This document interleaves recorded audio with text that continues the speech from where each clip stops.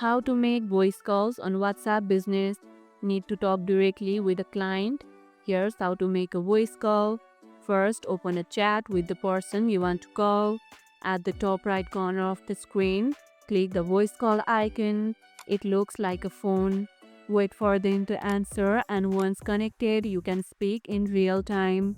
You can mute yourself or switch to speaker using the call controls.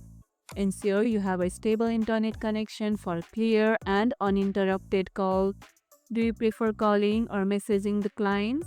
Tell us about your preferences in the comments below.